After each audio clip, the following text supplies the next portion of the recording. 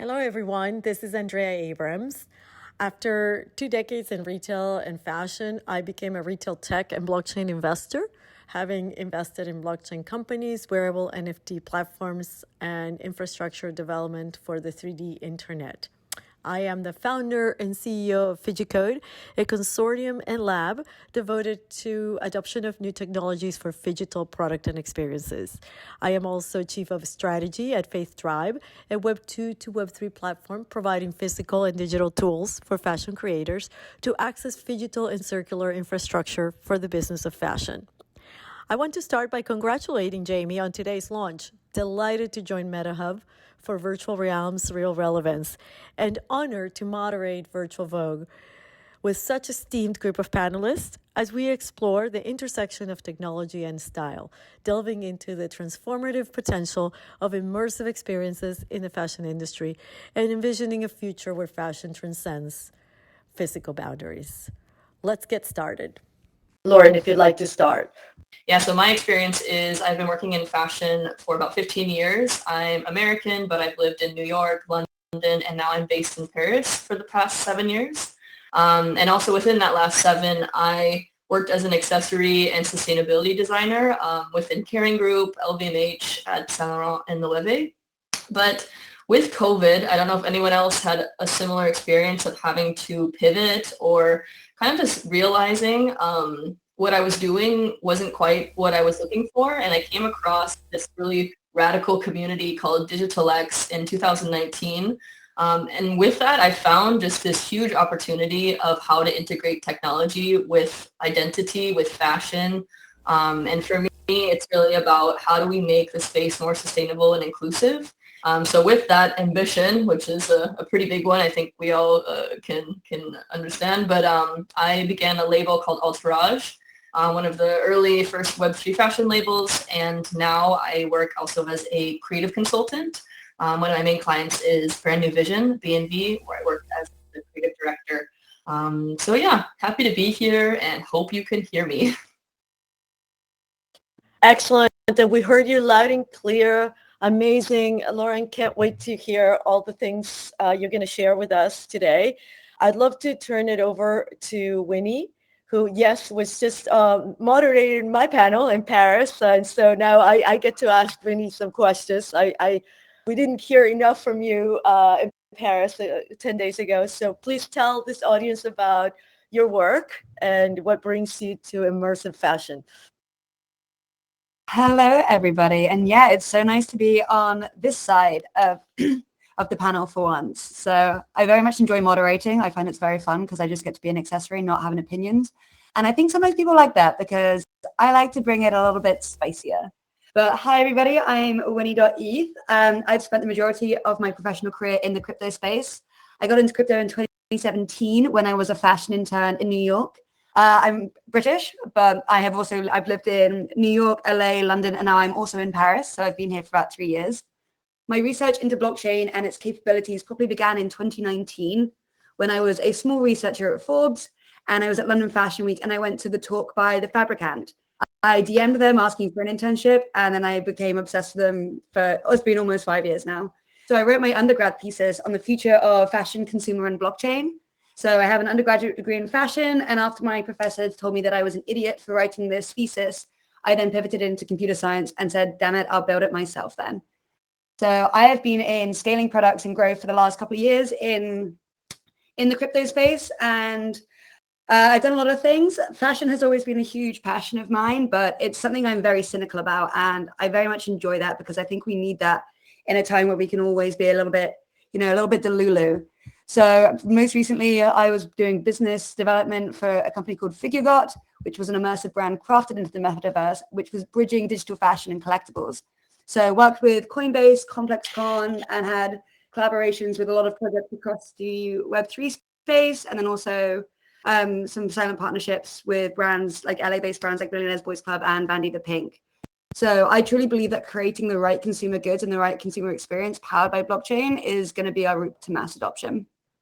But right now, I'm currently working on something called Gossip Protocol, which is an experiment for causing chaos on chain. So we are collaborating with existing protocols and platforms to bring crypto to consumers through campaigns worthy of the mainstream internet. Hey, I'm Andrea. I'm 20 years old, and I'm a physical designer, which was I first with physical fashion, but after 8 or 1 year ago, 8 months or 1 year ago, I discovered digital and digital fashion, augmented reality, VR, and so I fall in love with this. And so in June, I showed my first collection at Paris Fashion Week, and I was the first designer to show a look in augmented reality through this fashion week. And so in my art, I like to explore the digital fashion with the digital fashion and to create a perfect synthesis between physical and digital and to explore these two worlds. I'm going to start with our first question, and I would like to turn it over to Lauren. The first question for the panel is, how do you envision the evolution of fashion because of immersive technologies over the next 5 years? What key shifts do you anticipate in the industry? Lauren, if you'd like to start. Sure, sounds good. And yeah, I guess as far as timeline, we're still not quite sure. Sometimes, right, things move super fast, like the case of AI and using ChatGPT overnight, but in the other way, things take a lot longer, like, for example, integration of blockchain into supply chain. So how I normally like to describe things is by putting it into something I call meta-reality. So it's this idea that we have like three spaces of where we'll make products, where we have our identity, where we have experiences. And I find like by putting it in these three spaces, it's really helpful for people who are new to understand because there's just so many different variations and different technologies at play. So kind of these three spaces, the first is IRL in real life. So how will that start to shift? So I'd say especially it'll be more long-term, but there was recently some legislation passed in France about circular products. So this is really exciting. And it's about how do we start to get like production, supply chain, even ownership of products on chain in order to have more sustainable processes, more efficiency, and even like interact with your consumer more directly. So in real life, IRL, I would say those are what's coming up next, but that's definitely long term. The second space I call ORL, on real life, relates to augmented reality and like this digital layer on top of what we have in physical form. So how I kind of see that moving is getting a lot more gamified on how we use AR filters, whether that's like in real life or activations. So I'd say that's probably the second. And then the third, I'll end with what I call larger than life. So this is just totally virtual, like the space we're in right now. So we're really, you can push the boundaries of what is possible. And a big challenge that we have right now in the digital space is how do we get our products in different like environments? Like for example, on spatial, there's Decentraland. They're just really different in like technical setup. And so there's a lot of tools now being built and processes on how we can still have things that are high fidelity and looking good, especially from a fashion perspective, and able to take that and portal that across different spaces. So yeah, that's what I'd say. Well, beautifully explained. And I love the distinction you've made between the three areas, because I think that's part of the confusion sometimes in the narrative about how to use the tools and the difference between creativity and a lot of the utility that, as you well pointed out, is not going to be optional, because we do have legislation changing, forcing adoption, which is a lot of what a lot of the brands around the world, particularly in the apparel industry, are focused on. And that brings me to Andrea Albrizio, who is a young apparel designer who's recently graduated from IFM, and who has a brand that is already phygital. So Andrea, from your perspective, for your generation of designers, how do you envision immersive technology affecting the evolution of the fashion industry? So I really believe in augmented reality because I think that now, especially in the fashion industry, we have a lot of tools. So I think that we can create a fashion still need to exist in physical.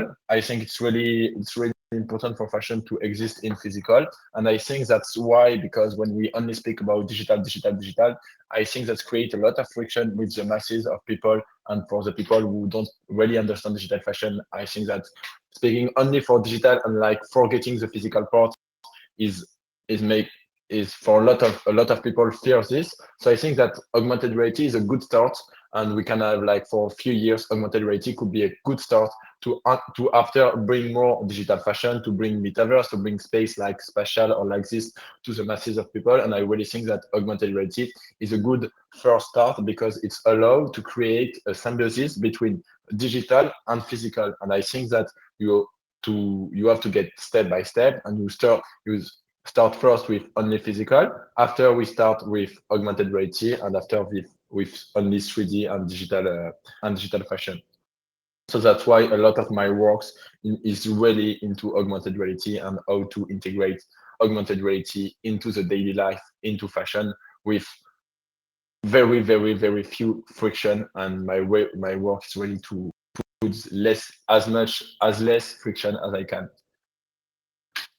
Brilliant. And Winnie, given your incredible journey to discovering yeah, the potential of digital fashion, uh, and the last few years, a lot has changed, but there's a lot of change yet to come. How do you see the evolution of fashion being impacted by new immersive tools today? Yeah, and I completely agree with Lauren and Andrea and what they said, as there are so many different angles of digital fashion. So it's super difficult to kind of cover it so holistically with just like one angle. And I completely agree that there also does need to be a first step when it comes to getting people to do stuff like virtual fashion and with as little friction as possible, because well, I hopefully see us moving away from the current meta that we have, as I do find a lot of what we do is incredibly gimmicky, and it is just like the same groups of people internally kind of stifling this innovation by not being critical enough. And I feel like there has actually been very little innovation over the last 4 years. So I hope that there is a huge shift in that moving forwards. The definition of insanity is doing the same thing over and over again. And I feel like the digital fashion industry hasn't quite grasped that yet in some aspects. So I'm hoping that we can really just start actually using the technology for doing really cool stuff that actually benefits, consumers and brands. So fashion companies right now don't want to let go of a lot of things. And I feel that fuel our capitalistic engagement habits. And I think we need to actually just stop using blockchain as like a marketing gimmick and like virtual things as just like as a gimmick. If I'm completely honest, I think we need to start looking closer at how we can actually use this technology in just a better way. I think we need to start looking better at like client data ownership and cross-conglomerate data sharing and privacy and ZK proofs, and stop pretending that like, putting a QR code on something and going to a Snapchat filter is innovation. I think we have so much focus right now on forcing consumers to change their habits and to create new ones when we shouldn't be doing that, as it's evidently just leading to disappointment, like overhype, and it's just, I've never been to a virtual fashion show and thought, oh wow, this is so much cooler than a real one. But I understand what we're getting at, but like it is so early. There is just so much friction to it. And I just hope that as an industry that we can kind of realize that and start changing our habits before we get like just too far that we're really kind of stifled.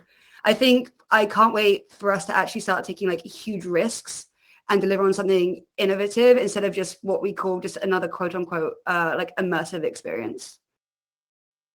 I love your answer, Winnie. And you and I had a chance to talk about this in Paris a couple of weeks ago, because what you're talking about is the introduction of a new layer of infrastructure, and that always comes with friction, right? So I think leaders like all of you on the stage today are critical to advancing a more phygital approach to things, not one that is about, as you said, gimmicks or activations, but rather teaching of why this new ledger of management, of infrastructure management, of product and experiences can be used. And I see that Phil has joined the stage and has audio. So in the interest of time, Phil, and since we're talking about blockchain technology, I'm going to ask you to spend a few seconds introducing yourself, because I'm sure you'll do a better job than I did about telling the audience about you. And then I'm going to jump on the next question and ask you to answer it first. And the next question touches on what Winnie started, which is with blockchain technology and on-chain activities becoming more integral to many industries, including fashion. How do you see it revolutionizing our industry, both in terms of operations and consumer experiences? Whoa. Yeah, okay. There's a lot there. Hey, testing first. Can you hear me okay? I assume that's good. Hi, my name is Phil Bagnall. I've been working in the weird and wonderful world of I suppose what in this group maybe we determine it as Web 2, but that's my background. That's my pure background: e-commerce, products, consumer brands. That's where I've spent most of my working life and kind of experience. I've worked with a number of consumer brands, but also more recently in the last 5 years been working particularly around fashion, and that ranges from sort of everyday fashion through to luxury premium fashion and accessories. So I think that's probably the quick fire version of my background. We've recently been working in Web3 and trying to understand how Web3 can help the consumer going forward. So I'm very, very consumer centric. I'm very much focused. I'm actually, to a point, tech agnostic as far as I'm concerned. I'm really all about seeing how how we can advance the consumer experience, and that's the particular point there. User experience has to be paramount in others. You can't just overlay the tech. So I'll kind of roll into this question, I suppose, really from that perspective. So I think blockchain technology. I think blockchain technology is something that I think can add value to that consumer journey. I think the struggle has been in trying to figure out what that particular bit of tech can offer. And I think I agree with Winnie to the point with just using it as a marketing tool will only get you so far. And we need to start thinking about how we can embed it more into the consumer journey and offer value to the end consumer. I do think there is a place for it in terms of kind of expanding and opening more opportunities for users who otherwise had the door shut. So I think technology has been an enabler. So I think in that case, let's look to see how we can utilize it more to give more access to more people. And allow them to come into this space as well. So I think there's a sort of nice balancing out there from a consumer perspective. But I think specifically, kind of like where do I see kind of that? And I think when we look at operations and manufacturing, that's one area where I think everything from provenance tracking through to, we've recently seen just-in-time manufacturing take a massive hit from an actual manufacturing perspective. Once you start layering in these kind of technologies, you can start to then improve that flow and its auditability as well, which is a huge part from the consumer journey experience. They want to know where their products come from, and having that auditability at their fingertips is kind of a very important aspect of where it's going. So I very much focused on seeing how it can enable a better user experience from a product perspective. That's kind of been my initial layer of it, and I think then there are many more opportunities around that from a consumer front end experience. Fantastic. Well, obviously, we work a lot together. Phil and I are trying to usher in more adoption for operations, which is, as I said earlier, not so easy with independent designers. I would like to turn the question to Lauren because you have a rich experience with physical brands that have really established infrastructure. Where do you see the adoption of on-chain activities in terms of operations and revolutionizing the user experience? Because I think adoption by the brands that control a lot of the operational systems today is crucial to ushering in this change. Do you think that we are in the right path? Is it happening soon? Very curious to hear what you're seeing on the IRL side of the spectrum as it relates to adoption of the technology. Yeah, definitely. And I think with that legislation that I mentioned, I'm hoping it will be accelerated, not only just for digitalization, but also like the sustainable perspective. But definitely from, working in brands and being in Paris, the challenge with blockchain is consensus. Because, right, if we all manage to work on the same one and or at least within the same kind of frameworks and have that be transparently shown, then that's really taking advantage of the technology because I'm a big believer in transparency. But from a brand perspective, that can be kind of dangerous almost because brands will always be held to a certain standard. They have to sometimes, they're definitely careful about their image. So a lot of what I see is internal changes. So for example, right, like the Aura blockchain that I think is used by LVMH and Kering, they made their own blockchain. So they weren't going to bother with Ethereum. But yeah, I guess I see more of that and a lot of internal kind of hidden solutions. But then I'm a bit fearful we're going to go through just more greenwashing.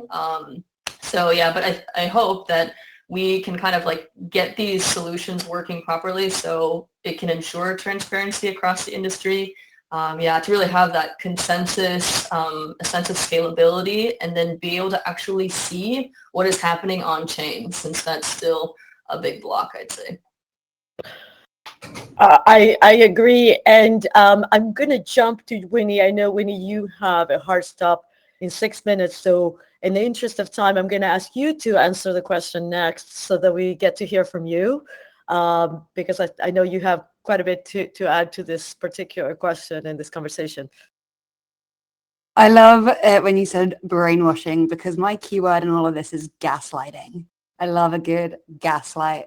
So again, when it comes to consumer experiences, we should be using the technology to enhance how they interact with the brand, and need to stop actually gaslighting consumers. Buying an NFT to get access to giving a brand more money is literally just gaslighting. And it's just not a sustainable business model. And we saw it happening a lot in the bull run. And I'm like, this is not how we can use this really cool technology. So again, it's just we're forcing them into new habits, which in turn has a negative impact on how the consumer sees a brand.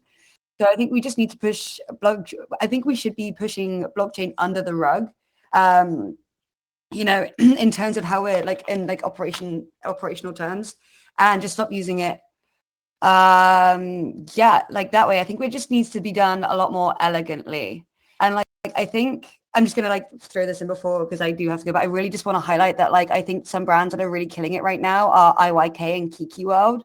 So Kiki World is more of a beauty brand and fashion, but the level of quality that is going through into everything that they're putting out, and with IYK, is just it's really incredible, and it's actually got genuine utility to the to the user's journey and the user's experience within the brand.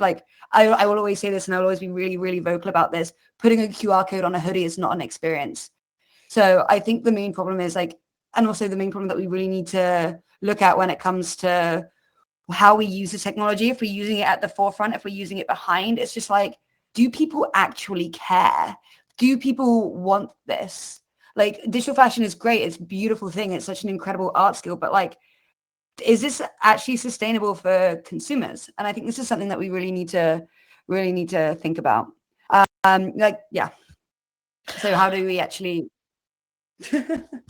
No, I love everything you're saying, because this concept of authentic experiences is what's needed right now. And I'm going to kick off the next question while we have you, because this is very important that we hear from you, Winnie. So I'm going to start from this side of the room and say, so following on what you just said, as virtual fashion experiences grow, how can brands really maintain a deep and authentic connection with their consumers, and expand loyalty and trust using the technology? What is the alternative to the unauthentic experience? I just think like right now that it's very difficult to maintain brand loyalty in a day like this. Like there's a viral brand, there's a viral product coming up every day, and I'm like, is even kind of expecting this even like a logical thing to expect nowadays? Are we still relying on consumer habits from like the 90s, like where everyone just was like, oh cool, I love how M&S fits me, I'm going to shop at M&S for the rest of my life? I just feel like brand loyalty nowadays is very, very difficult to maintain.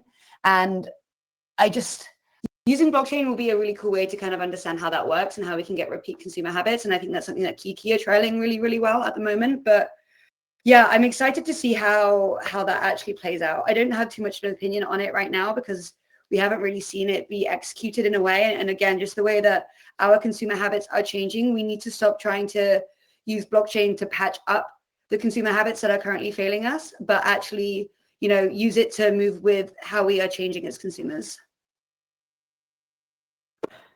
Excellent. And Andrea, I know you have a strong opinion about how the immersive technologies of today are helping create more consumer loyalty. This is all you started even while in fashion school. So can you tell us your view as a young designer today, how it has helped to create a more authentic relationship with your audience?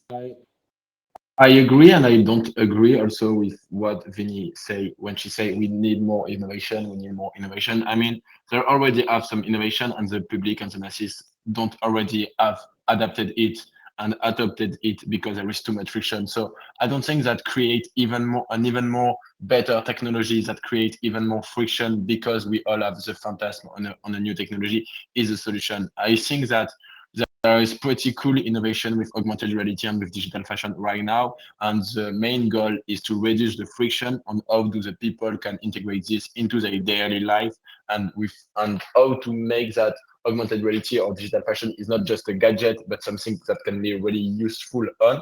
And of course, there is innovation that need to be there, but I think the innovation need to be on the access and how do you see the augmented reality, how do you use the digital thing, and not to create things even more far or even more complicated because it will create even more friction. And I mean, when we create a new car, a new supercar with innovation, it's because the first car is already used by a lot of people. If the first car is an innovation and you say, oh, it's not good, we will create something even more better, it's cool. But I think that the main difficulties is that today, most of the Web3 or augmented reality or digital projects are projects made by people who fantasm on Web3 and on augmented reality and on digital fashion, and that the only consumer will be people with the same phantasm. If you want to address to the masses and to the people that don't care, because honestly, my world friend and all of my friends and most of the people I know don't care about digital. They work in physical fashion. They're making super cool runaway where everybody is happy, and people don't really see the need of a digital fashion. So you don't have to you're not. I mean, in fashion, you're not responding to a need. You're trying to create a desire. So if you want to create a desire and you create something every day more innovative, but every day more complicated to access, that's not the solution. I think there is good innovation right now. You just have to create more simpler access. And that's when Vinny, what I wasn't agree, she speak about the QR code or the Snapchat filter. I'm sure there is a lot of really, really, really good things to do with QR code and with the Snapchat filter. Artifact did it, and I think you have a Clonex. Artifact did it with their hoodie and with the filter of Snapchat, and it was actually pretty good because one of the biggest problems for augmented reality into fashion right now is how do people get to see the augmented reality? If people need to have an application to see the augmented reality, that's cool, but that sucks because all the people in the road you will see in the street, they don't have the application. So if you have your hoodie with augmented reality and you say, oh shit, where did I live? And you say to people, oh, you have to download this app to try and see the augmented reality. I don't think that a lot of people do this, but an application like Snapchat today, most of the Gen Z have Snapchat. I don't know if a lot of you have Snapchat, but if I see my little sister, my little brother, everybody is using Snapchat. Everybody is using Snapchat to record video and to film themselves. So if my hoodie is attached to augmented reality through Snapchat and through a filter of augmented reality in Snapchat, because Snapchat have a good augmented reality tech, it's create less friction because people don't have to download an app and there is already an app. So I think that we have to focus on create a product and an augmented reality or digital fashion that is not just a gadget and that can integrate seamlessly in the daily life. That's excellent, and I love the balanced dialogue between you and Winnie. And it's unfortunate that because we're running a little late due to our early tech glitches, Winnie had to leave. But I think I can't wait to continue the dialogue with you guys. And in the interest of time, because Jamie has given us 5 minutes to make up the time we lost with our tech delay, I'm going to pass it on to Lauren and Phil and ask you, if you have anything else to add to this balance about authentic relationships. I would love to hear from the two of you, because I think it is crucial for the fashion industry how we create truly balanced interaction with our audience using the technology. But I also want to ask you, as you contribute that, to start answering for me the last question that I want to in this panel, which has to do with monetization. So it's not only how we create a more authentic connection with the consumer and loyalty and trust, but also what are the monetization models that you see for digital fashion as we are evolving in the industry? So either one, Phil or Lauren, who want to start, I'd love to hear from you on both loyalty, trust, and as well as monetization. Jump in. You can hear me?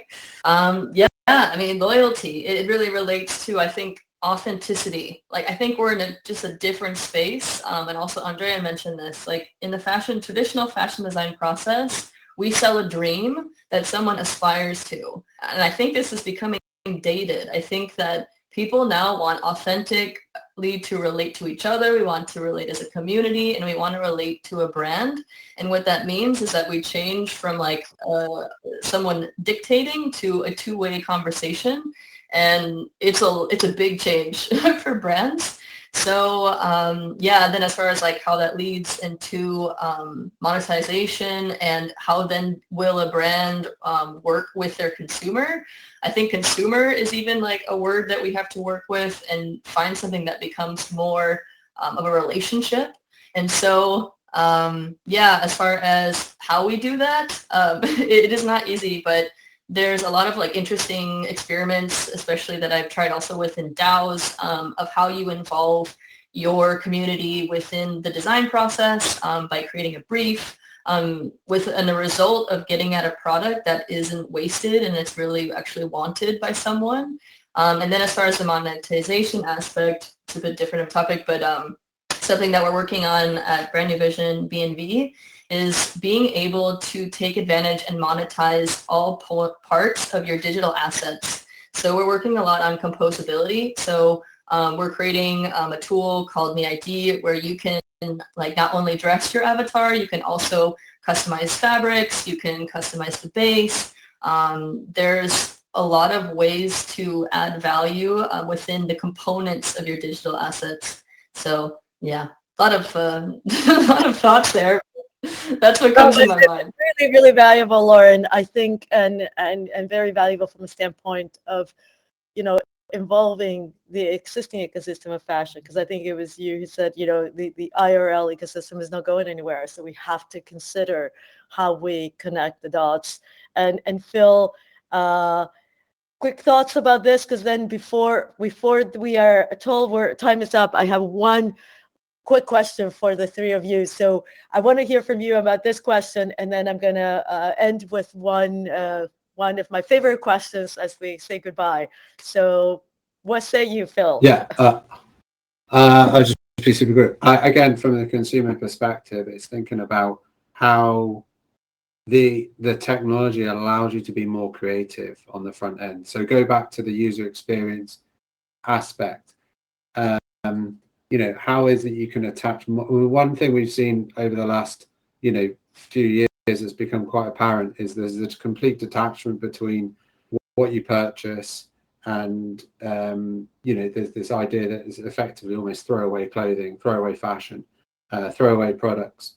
And I think there's a real shift in changing that. And you know, if you can add more value to your products and add more experiential you know, kind of moments to that product, it adds more value to what you've purchased. So I think, you know, we've seen good examples of brands using gamification, and I think that can stretch from and this is outside of you know, kind of Andrea's used gamification in his launch of his product. So I think, you know, that's something, an aspect where I think you can add a huge amount of value and then that brings in other sectors into the industry. So it connects different communities into the space. And I think, you know, brands will evolve and they are evolving. And I think, you know, part of that evolution is having much more creativity. So yeah, I think that's my kind of key, and monetization then just sort of comes with that. It's a natural part of all of those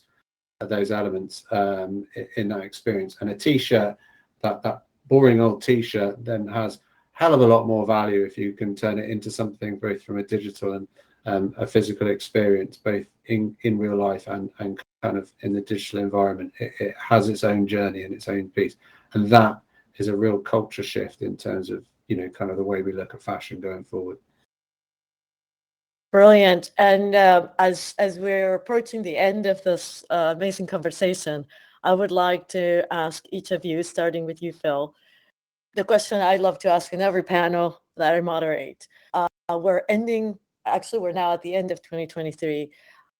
As you are so intimately familiar with so many different immersive technologies affecting our industry, what is your one prediction for 2024? You can give me one word that will define 2024 in immersive technology, or you can give me one activity or prediction of where you think things will improve, change, migrate in the next year.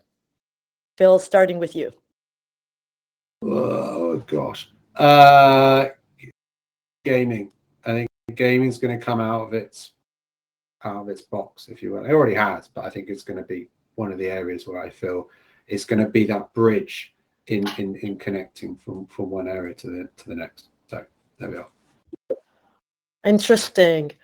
I agree. Actually, the gaming will have a huge place in gamification and gamified activities. Lauren, do you agree? And what's your prediction for 2024?